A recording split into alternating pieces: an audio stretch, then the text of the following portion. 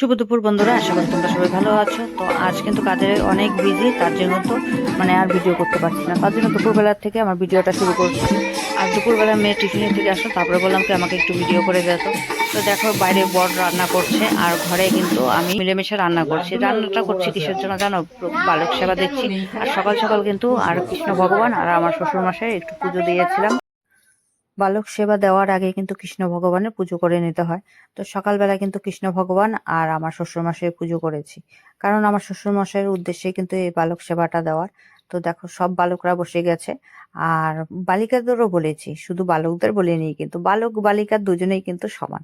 তো দেখো এখানে একটা ছোট্ট পুচকু ছিল। তো ছোট্ট পুচকুটা একা একা বসতেও পারবে না, খেতেও পারবে না, তার জন্য কিন্তু ও দিদির সাথে বসেছে। আর দেখো আমার রুমটা কিন্তু এতটাই ছোট যে আরো কিন্তু কয়েকজন ছিল, তাদের কিন্তু বিছনার উপরে আমি বসিয়েছি, খাটে বসে আছে কিন্তু, কারণ আমার রুমের মধ্যে জায়গা হচ্ছিল না।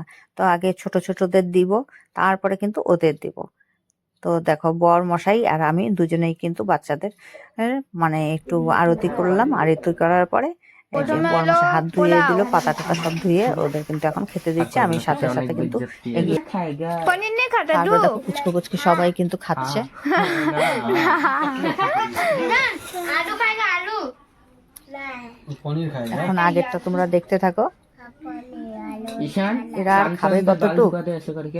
বাচ্চাদের খাওয়ানোর পরে সব কাজ কমপ্লিট করে তারপরে আমি কিন্তু পূজার জোগাড় শুরু করে দিয়েছি। আর দেখো মেয়েকে বলেছি একটু আলপনা করে দিতে, তো অনেকক্ষণ ক্যাটার ক্যাটার করে তারপরে কিন্তু একটু আলপনা করে দিচ্ছে। তো ঠাকুর দেখো এবছর কিন্তু আমার ঘরে এক পায়ে ঢুকছে, দেখতে তো পারছো। তার মধ্যে কিছু বলতে পারবো না, কারণ যেরকম দিচ্ছে দেখে এখন আর কি আর বলবো। ও আমার ঘরের লক্ষ্মী তো। আর তারপরে দেখো ফটাফট শাড়িটা কলা গাছের মতন পেঁয়াজ দিয়ে পুজো করে তারপর কিন্তু একটু ভিডিও করলাম।